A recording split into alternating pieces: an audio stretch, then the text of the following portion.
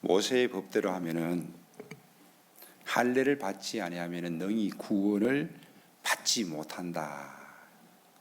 1절에 그렇게 말씀하고 있습니다. 자, 모세의 법대로 하면은 할례를 받아야지만이 구원을 받는다라는 것입니다. 하나님의 백성이 된다는 것이지요. 이 일로 인하여서 적지 아니하는 다툼과 변론이 일어납니다. 그러면서 3절에 와서는 이방인들이 죽게 돌아온 일들을 말하면서 형제들이 더 크게 기뻐합니다.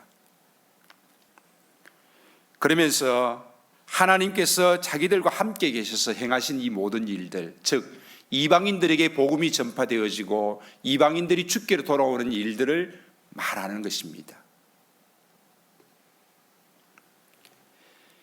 이런 가운데 5절에 보면은 바리새파 중에 어떤 믿는 사람이, 자, 바리새파인데 예수를 믿는 사람이에요.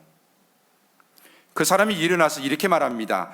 이방인에게 할례를 행하고 모세의 율법을 지키라 명하는 것이 마땅하다. 1절에 말씀해 있는 것처럼 할례를 받지 아니하면 너희 구원을 받지 못한다, 이렇게 말하는 것처럼 이방인들이 주께로 돌아왔기 때문에 그들이 할례를 받는 것이 마땅하지 아니하냐, 이렇게 주장하는 것입니다. 이 일로 인하여서 예루살렘 교회 사도들과 장로들이 모입니다. 의논합니다. 모여서 많은 변론을 합니다. 그러면서 베드로를 통해서 이렇게 증언되어집니다. 하나님이 이방인에게 복음의 말씀을 들어 믿게 하시려고 오래전부터 나를 택했다.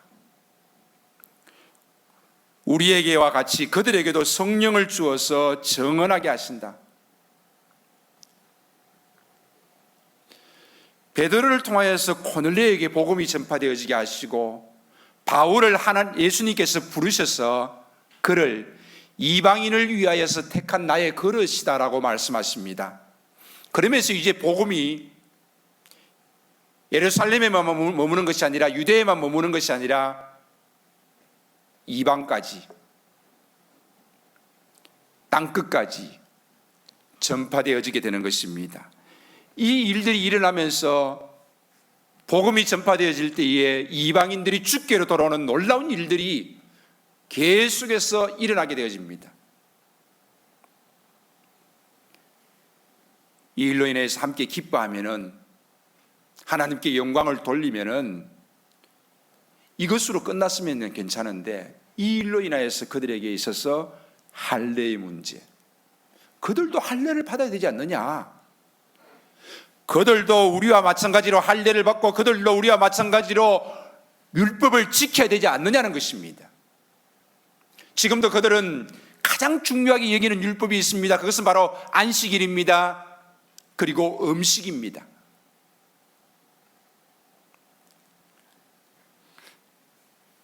그런 이야기를 합니다. 그들도 가까이 가서 보니까 먹지 말아야 될 음식, 그런 것들을 먹더라는 거죠.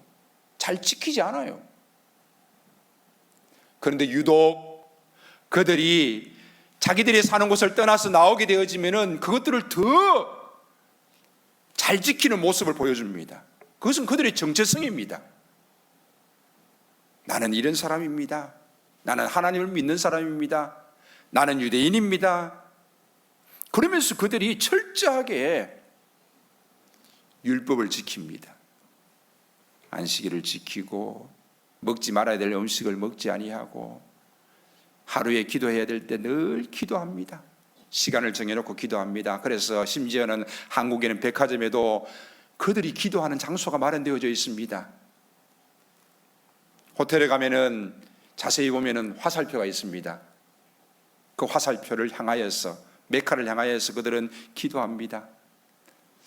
얼마 전에 이집트 사람들이 한국의 여행기를 찍은 그 예능 프로그램이 있지요. 오는데 이집트 사람들이 세 사람입니까? 이 한국에 오는데 뭘 준비를 많이 하는데 그 중에서 한 가지가 재미있는 것은 비대기였습니다. 한 요만큼 굵기의 요만한 물병 같은 건데 이렇게 꾹 짜면은 이렇게 물이 나올 수 있도록 비대기를 준비하는 겁니다. 한국에 와보니까 비대기가 너무 잘 돼 있는 거지요. 그래서 웃었습니다. 그런데 재미있는 사실은, 아니 놀라운 사실은 그들이 왜 비대기를 들고 왔느냐는 것입니다. 단순히 깨끗하게 씻기 위해서 들고 왔습니까? 그러면 왜 씻느냐는 것입니다. 왜 그들은 한국까지 와서 그 비대기를 들고 와서 씻어야 하는 것입니까? 바로 그들은 하루에 5번씩 기도하는데 깨끗하게 한 후에 기도한다는 것입니다. 그러기 위해서 그들에게 있어서는 비대기는 여행 필수품인 것입니다. 좀 도전받지 않습니까? 깨끗하게 하고 난 다음에 기도한다는 거예요. 우리가 하나님 앞에 예배할 때, 하나님 앞에 기도할 때에 물론 우리의 마음이 깨끗해야겠지만은 얼마나 정결하게 하고 우리가 하나님 앞에 나와서 예배하면서 기도하느냐는 것입니다. 가끔 가다가 결혼식장 가면은 너무 멋진 옷을 입으신 분들이 다 깨끗하게 입고 오시잖아요.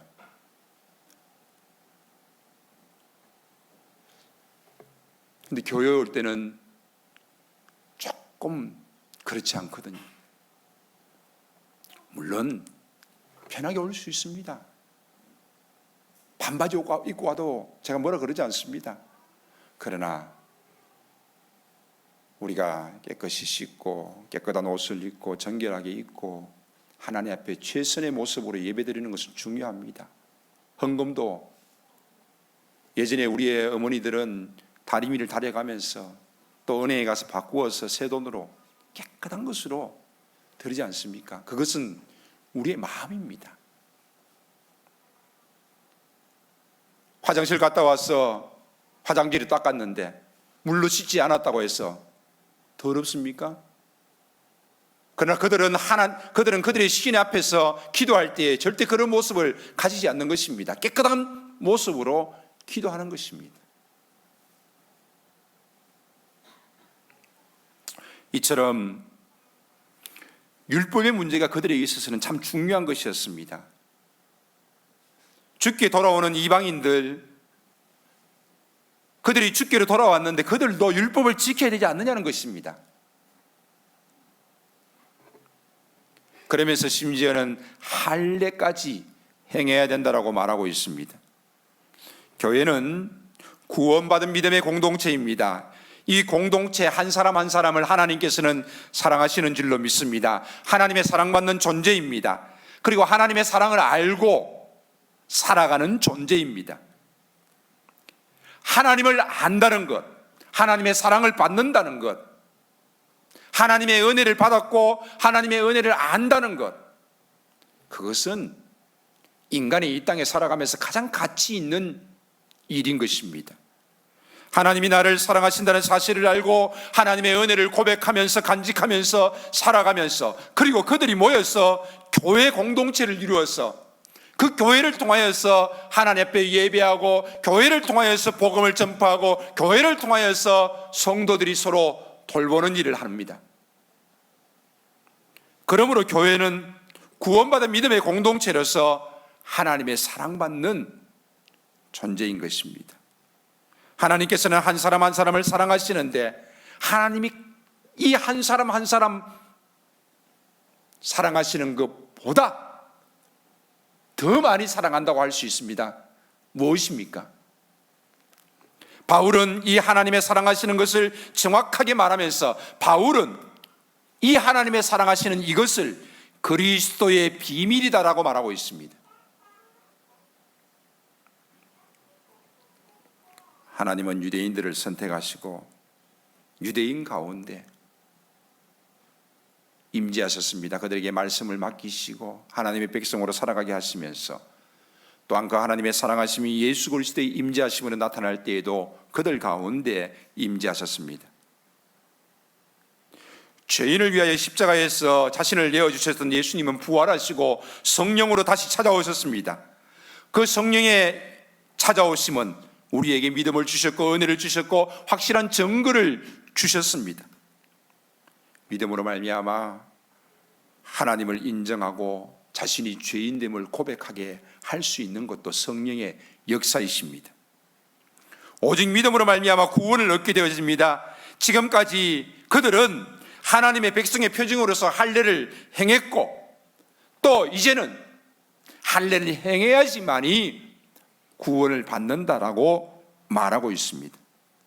그러면서 그들은 율법을 강조하고 있습니다. 자, 이제 율법과 믿음 사이에서 예루살렘 교회가 이것을 정리할 필요가 있었던 것입니다. 분명히 믿음으로 구원받는 이방인들, 믿음으로 죽게 돌아오는 이방인들, 그들에게 할례를 행해야 하는 것입니까? 그들의 율법을 지켜야 하는 것입니까? 율법과 복음 사이에 충돌이 일어났습니다. 이 충돌을 어떻게 정리해야 하는 것입니까?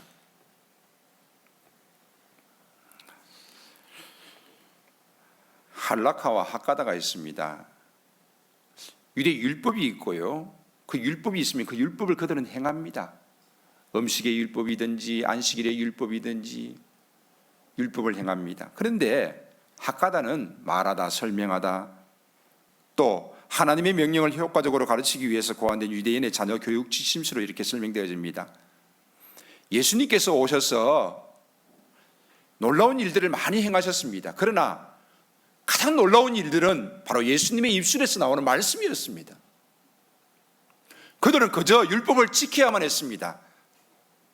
안식일을 지켜야만 했고 음식을 또 정결법을 지켜야만 했습니다. 그러나 예수님께서는 왜 안식일을 지켜야 했는지, 왜 율법을 지켜야 했는지, 그 율법의 의미가 무엇인지 그것에 대해서 예수님은 말씀하셨습니다. 그러면서 새롭게 정의하시면서 율법과 그 모든 것에 대해서 새로운 해석들과 말씀을 주셨던 것입니다. 이 일은 그들에게 있어서 많은 도전이 되었습니다.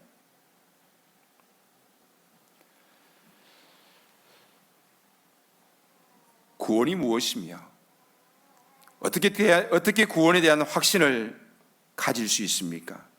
할례입니까? 율법입니까? 아니지 않습니까? 진정한 구원은 믿음으로 구원을 얻는 것입니다. 우리는 성령께서 주시는 확실한 증거로 말미암아서 믿음을 가지게 되어지고 그 믿음을 고백하게 되어지고 하나님을 인정하고 자신의 죄인됨을 고백하면서 하나님의 은혜를 받은 존재입니다. 하나님은 한 사람 한 사람 여러분들을 사랑하십니다. 그리고 하나님께서는 또한 교회를 사랑하십니다. 바울은 이 교회를 그리스도의 비밀이라고 말하고 있습니다. 바울은 이 교회를 그리스도의 신부라고 말하고 있습니다. 하나님께서는 이 교회를 너무나도 사랑하시는 것입니다. 교회를 그리스도의 신부로 여기시며 사랑하십니다. 하나님이 사랑받는 존재가 바로 나 자신일 뿐만 아니라 교회입니다.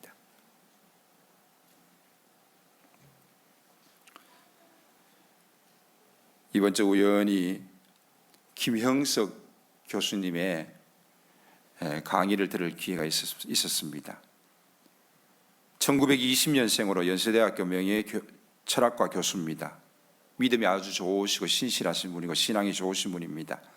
질문이 무엇이었는가 하면은 사랑이란 무엇이라고 생각합니까? 라는 질문이었습니다. 저는 이분의 이야기를 들으면서 하나님의 사랑과 교회의 사랑에 대해서 다시 한 번 더 생각해 볼 수 있는 기회가 되었습니다. 그분은 이렇게 대답했습니다.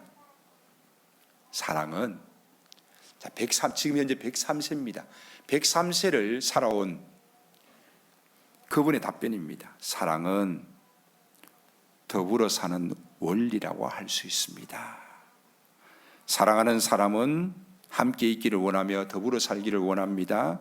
사랑하는 사람과의 가장 싫어하는 것은 이별입니다.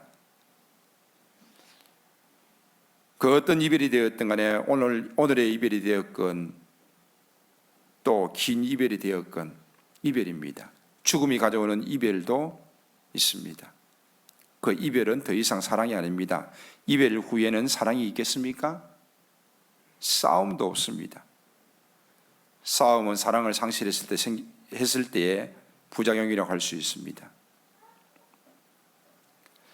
사랑하는 사람은 함부로 말하지 않습니다. 욕하지 않습니다. 비난하지 않습니다. 어떤 모습이라 할지라도 사랑하면은 감추어 주려고 합니다. 사랑은 용서와 공존의 질서입니다. 가장 잘못 살아가는 삶은 미운 사람을 소유하고 있는 것입니다. 죽음 직전까지도 미워하는 사람이 있다는 것은 정말 인생의 후회스러운 일입니다. 사랑할 수 없다라면 용서하십시오. 사랑은 서로 위해 주는 것입니다. 이기적인 사람은 사랑을 할 수 없습니다. 개인적인 사람도 사랑할 수 없습니다. 어떤 사람은 사랑하게 되어지면 독점하려고 합니다. 그러면서 살인으로 이어지기도 하고 집착으로 이어지기도 합니다. 이것은 사랑이 아닙니다. 자녀 사랑은 자녀들의 인격을 키워줍니다. 부족한 자녀를 더욱 사랑하는 것은 자녀를 키워줘야 하는 것이니까요. 자녀들의 인격의 성장과 완성을 위해서 사랑의 책임을 다해야 합니다. 스승이 제자를 사랑해야지만 바로 키울 수 있습니다. 사랑은 주는 것입니다. 사랑은 이기심을 버리고 나보다 더 많은 사람이 기쁨과 행복을 누릴 수 있도록 무엇인가 주는 것입니다. 그것이 사랑이 있는 삶입니다. 그러면서 이 사랑에 대해서 한마디로 정의하면 어떤 느낌입니까? 사랑은 바로 관계입니다. 우리의 신앙도 역시 마찬가지입니다. 신앙은 무엇입니까? 신앙은 관계입니다. 하나님과의 관계여 이웃과의 관계인 것입니다. 그래서 하나님을 사랑하라, 내 이웃을 내 몸과 같이 사랑하라, 이것이 바로 신앙인 것입니다. 이 관계가 깨떨어지게 되어지면 그것은 바로 죄로 다가옵니다. 선과 악을 알게 하는 열매를 따먹었다는 것은 내가 모든 것을 선택하고 내가 모든 것을 판단하고 내가 모든 것을 결정하겠다는 것입니다. 바로 거기에는 하나님이 없는 것입니다. 하나님의 관계가 깨떨어진 것입니다. 그것이 바로 죄입니다. 하나님을 사랑한다는 것은 하나님과의 관계가 좋다는 것입니다. 하나님과의 바른 관계를 가졌다는 것은 나의 삶의 판단과 나의 삶의 선택과 나의 삶의 모든 결정을 하나님 안에서, 말씀 안에서 한다는 것입니다. 내가 하는 것이 아닙니다. 하나님이 하라고 하시면은 하는 것입니다. 그리고 그것을 선택하는 것이고, 그리고 그것을 결정하고 그것을 행하는 것입니다. 왜 내가 생각하고 내가 판단하고 내가 결정해야 하는 것입니까? 그 선택의 범위를 아내에게 맡깁니까? 그 선택의 범위를 남편에게 맡깁니까? 남편이 하나님이고 아내가 하나님입니까? 아닙니다. 하나님이 하라고 하시면은 하는 거고, 하나님이 원하시는 선택을 우리가 할 수 있기 위해서 몸부림치는 것입니다. 그것이 바로 하나님과의 관계, 신앙인 것입니다.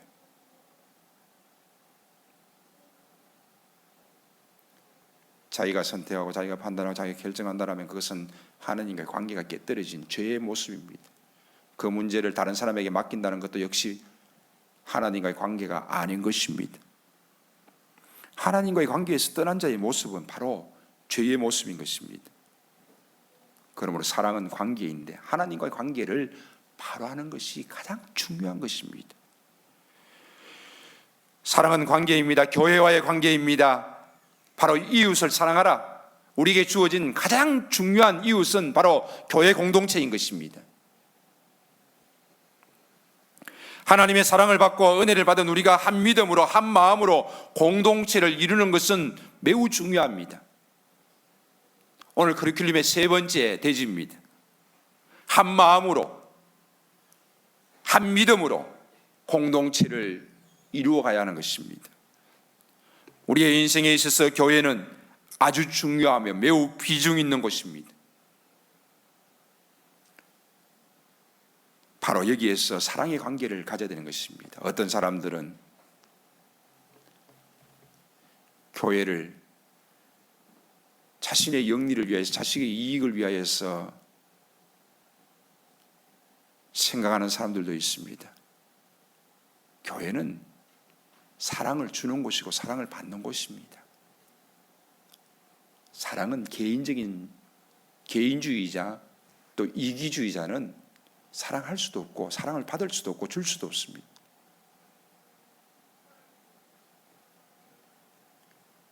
자기만 신앙생활 하겠다? 그런 교도 있습니까? 그러면 하나님께서 교회를 주지 않았지요. 교회를 통하여서 함께 생명을 걸고 함께 기도하고 함께 복음 전하면서 서로가 섬기면서 돕게 하셨습니다. 그리스도의 비밀이요 그리스도의 신부되는 하나님의 사랑이 있는 곳, 이 바로 교회입니다.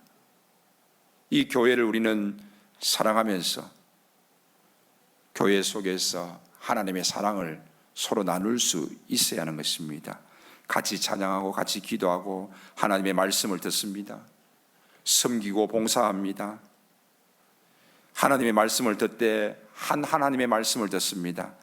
다른 교회에 아무리 좋은 설교가 있다 할지라도 그 설교가 귀에 들어옵니까? 그렇지 않습니다. 그것이 우리의 영의 양식이 될 수는 없는 것입니다. 우리에게 있어서 영의 양식은 주일날 선포되어지는 하나님의 말씀이 되는 것입니다. 그 어떤 사람이, 그 어떤 목사님이 아무리 설교를 잘한다 할지라도 저는 본교회 목사보다 잘할 수 없다고 생각합니다. 왜? 풍성한 교회를 사랑하는 사람은 본교회 목사입니다. 그들이 아무리 뛰어나게, 아무리 훌륭하게 영성에 있어서 하나님의 말씀을 잘 전한다 할지라도 그들이 사랑할 수 없는 것입니다. 그러므로 우리에게 주어진 교회 공동체는 하나님의 사랑받는 공동체고 우리가 사랑해야 될 공동체인 것입니다. 서로 짐을 지고 서로 사랑하면서 서로 섬기면서 나아가야 될 공동체인 것입니다. 한 믿음으로 한 공동체를 이루면서 이곳을 통하여서 주시는 은혜를 우리는 사모하면서 감사함으로 나아가야 되는 것입니다. 교회를 파괴하고 대적하는 손길은 적극적으로 방어하고 변호해라라고 오늘 교제에서 강조하고 있습니다. 그것은 하나님을 대적하는 것이기 때문입니다. 하나님을 대적하는 자를 보고만 있는 것, 방관하는 것, 묵인하는 것, 그것은 하나님을 대적하는 것과 같습니다. 말씀을 맺습니다. 교회는, 믿음의 공동체는 율법보다 더 중요한 것이 있습니다. 바로 그것은 사랑입니다. 하나님의 사랑과 하나님의 사랑을 받는 성도들의 사랑, 그 사랑이 더욱더 중요합니다. 우리도 역시 마찬가지 신앙생활하면서 지켜야 될 것들이 많이 있습니다. 그것이 도리어 우리에게 율법이 되어져 버렸습니다. 그러나 그 율법은 사랑을 뛰어넘을 수 없습니다. 우리가 하나님을 사랑하기 때문에, 하나님의 은혜에 감사하기 때문에 주일날 나와서 주일을 구별하여서 하나님 앞에 예배하는 것입니다. 의무적으로 하는 것이 아닙니다. 너무 감사하여서 하나님 앞에 정해놓고 시간을 구별하여서 물질을 구별하여서 하나님께 드리는 것입니다. 내 몸을 드리고 내 시간을 드리면서 봉사하고 섬기는 것입니다. 그것은 하나님의 은혜에 감사하기 때문에 하나님을 사랑하는 자의 표현인 것입니다. 사랑이 풍성할 수 있도록 우리는 기도해야 할 것입니다. 하나님의 사랑이 우리 가운데 넘쳐날 수 있도록 우리는 기도하고 그 사랑이 우리 가운데 나타날 수 있도록 해야 될 것입니다. 교회의 공적인 모습은 바로 사랑입니다. 율법이 아닙니다. 성도 한 사람 한 사람 하나님이 사랑하시듯이 교회를 사랑하십니다. 그 사랑으로 말미암아서 복음을 전하고 한 영혼 한 영혼을 하나님께로 인도할 수 있으며, 또 세상 속에서 살아갈 때에 교회를 파괴하고 교회를 대적하는 자들에게 대해서 우리는 적극적으로 교회를 방어하고 변호해야 될 책임이 있습니다. 왜? 내 사랑하는 교회이기 때문에, 내가 사랑하는 하나님이시기 때문에.